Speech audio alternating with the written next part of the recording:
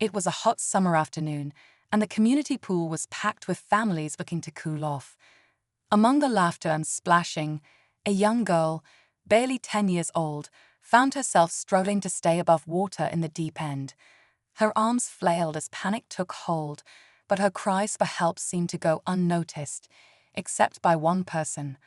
The lifeguard on duty sat in his chair, high above the pool, his whistle dangling from his hand. He glanced in her direction but made no move to help. People nearby assumed everything was fine. Surely the lifeguard would act if something was wrong. But seconds turned into long, agonizing moments, and still no help came. As the girl's struggles grew more desperate, a woman on the poolside screamed, "Somebody help her." The lifeguard finally turned, his face unreadable, and reluctantly stood up. By then, another swimmer had already jumped in, pulling the girl to safety. Gasps filled the air as she was brought to the edge, coughing and trembling. The mother ran to her daughter's side, her relief quickly replaced by anger. She looked up at the lifeguard, her voice shaking. "Why didn't you do anything? She could have drowned." The lifeguard's dismissive shrug only fueled the tension. "She looked fine to me," he muttered, averting his gaze. But he was unprepared for what was coming next. Just as the pool manager arrived to address the commotion, a man walked through the gates, his presence commanding attention. The lifeguard froze when he realized who it was: the girl's father. What happened next would change everything, and leave the lifeguard stunned by the man's true identity. This was no ordinary family. Stay tuned as this unbelievable story unfolds.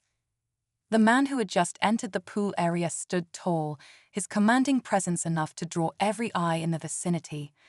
His tailored suit and sharp gaze stood in stark contrast to the casual chaos of the crowded pool. Whispers rippled through the crowd as people began to recognize him. The lifeguard, who had been indifferently leaning against his chair moments earlier, now shifted uneasily. His face paled as he pieced together what everyone else had already realized. This wasn't just anyone. This was the girl's father. The man wasted no time.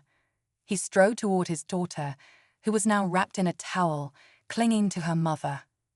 Kneeling beside her, he spoke softly, checking to ensure she was all right. Her tearful nod seemed to reassure him, but the tension in his shoulders remained. Standing up, his gaze turned toward the lifeguard, his calm expression hiding an intensity that spoke volumes. "Were you the one responsible for watching this pool?" he asked, his voice firm but measured. The lifeguard stammered, his earlier nonchalance replaced by visible unease. I didn't think she was in any real danger," he mumbled, avoiding eye contact. But his explanation only seemed to add fuel to the fire. The pool manager, who had been hovering nearby, tried to intervene. "Sir, I can assure you we'll look into this," he began, but the father cut him off with a look. "You'll do more than look into it. A child nearly drowned under your staff's watch." The lifeguard, realizing the gravity of the situation, finally managed to speak. "I didn't mean," but the father raised a hand to silence him. "You didn't act. That's what matters." The crowd grew silent, sensing there was far more to this man, and this moment than met the eye. As the father stood there, his composed exterior hiding the fury simmering beneath, the lifeguard struggled to find the right words. He felt the weight of the crowd's eyes and the intensity of the man's unrelenting gaze. "It wasn't intentional," the lifeguard muttered, more to himself than anyone else. But even he knew how hollow that sounded. The girl's mother stepped in, her voice firm yet emotional. "You didn't even blow your whistle. You didn't move until it was almost too late. Would you have acted at all if someone else hadn't jumped in?" Her question cut through the lifeguard's weak defense. He opened his mouth to respond, but closed it again, his own doubts silencing him. Meanwhile, whispers among the crowd began to grow. "Isn't that the CEO of—" one person murmured, referencing a well-known advocacy organization that had recently made headlines for exposing systemic failures in public safety systems. "It is," another confirmed. "And if he's involved, this won't just go away quietly." The father's reputation wasn't merely tied to his position, it was his unwavering commitment to accountability and change. He was a man who didn't just speak out, he took action, whether in courtrooms, boardrooms, or the public eye. The lifeguard, realizing the full extent of who he was facing, began to panic internally. This wasn't just about losing his job anymore, this had the potential to spiral into a much larger reckoning. Amid the tension, a lifeguard from the adjoining pool quietly approached. "I've been meaning to report him," she whispered to the pool manager. "He has a habit of ignoring certain kids in trouble. I've noticed it before." The manager's face tightened, and he nodded grimly. The father overheard the exchange and turned slightly, his voice steady but sharp. "This goes beyond one incident, doesn't it?" he asked. His question wasn't rhetorical, it was a demand for the truth. The weight of his words hung in the air, and for the first time, the lifeguard seemed to realize that this confrontation wasn't just personal anymore.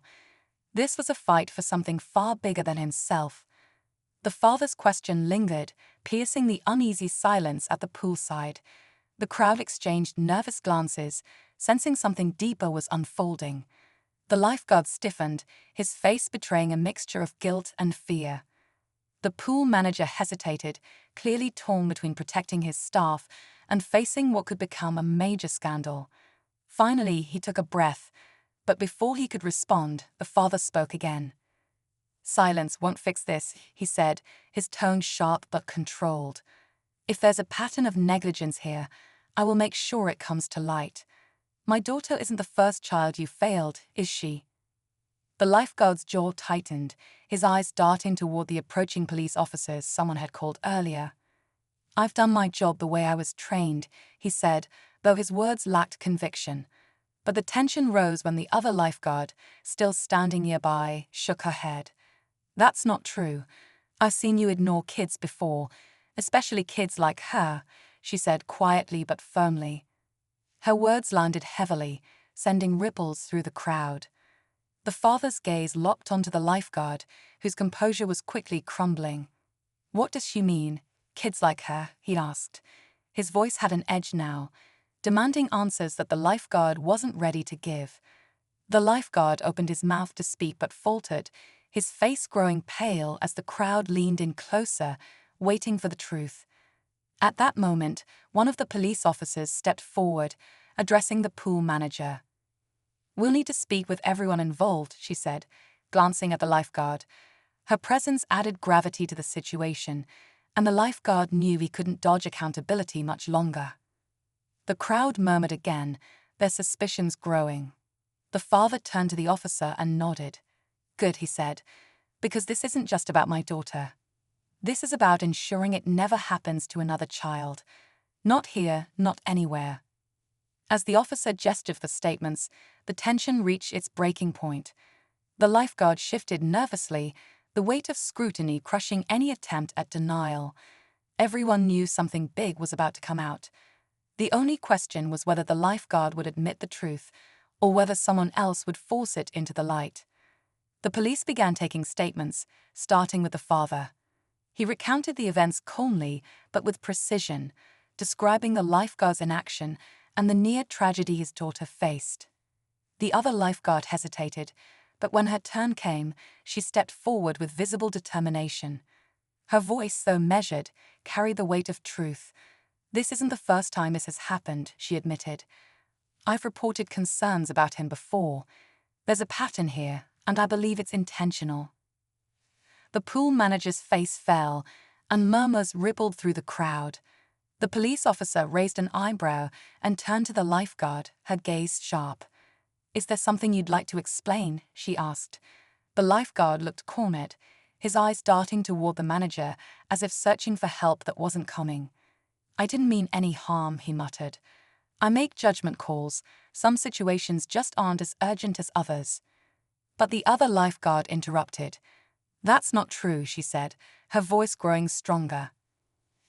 "I've seen him hesitate, deliberately ignoring kids he assumes don't belong here. It's always the same type of kids, ones he thinks don't deserve his attention." The father, listening intently, tensed at those words. He had suspected as much, but hearing it confirmed ignited a fire in his eyes.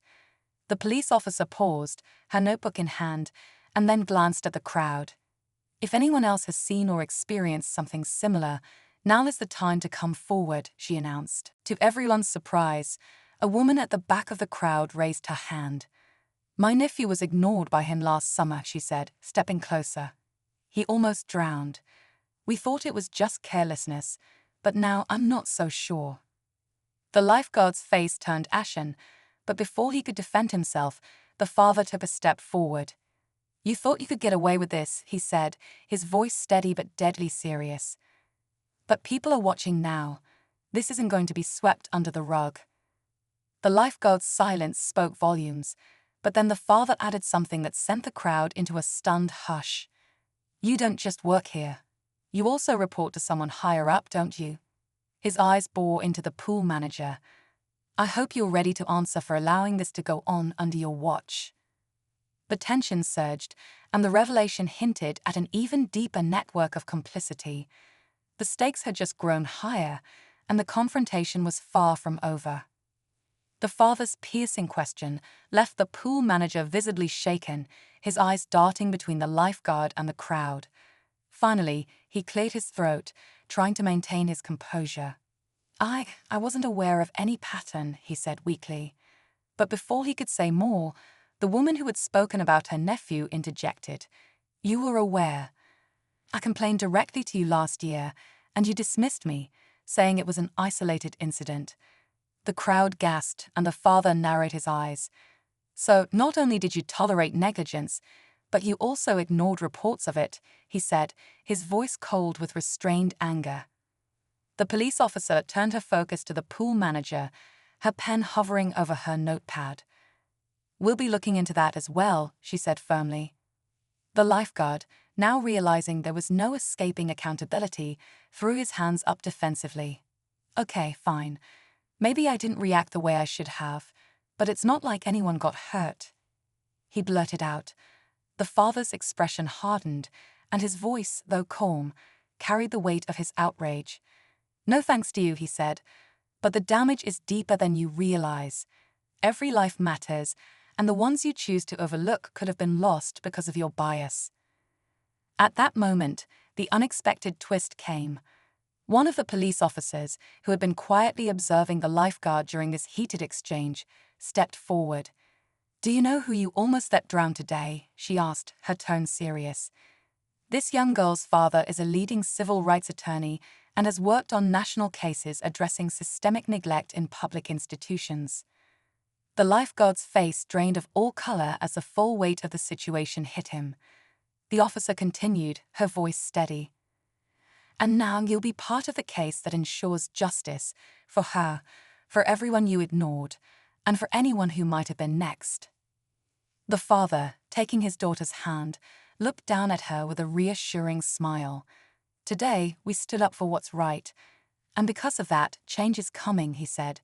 The lifeguard and manager stood silently, their fates now intertwined with the reckoning that was about to unfold.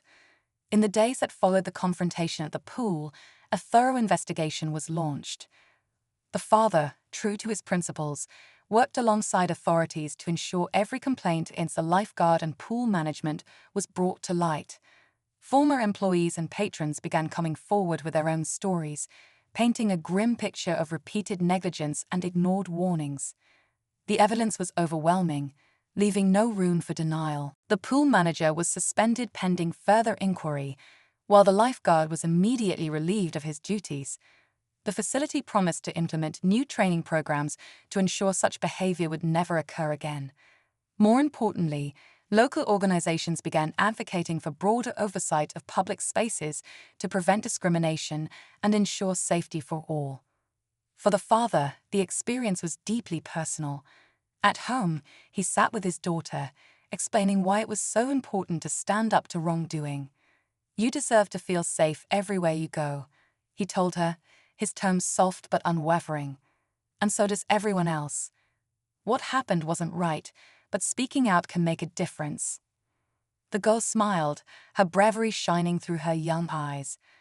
I was scared, Daddy, "But I'm glad you were there," she said, hugging him tightly.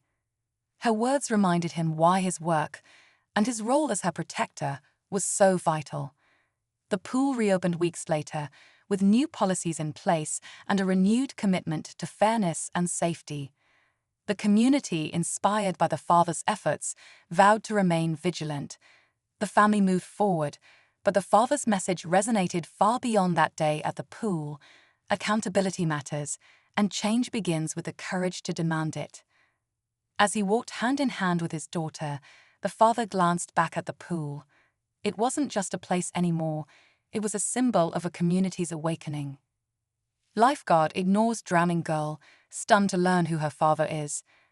A seemingly ordinary day at the pool turns into an unforgettable story when a lifeguard neglects his duty to help a young girl struggling in the water.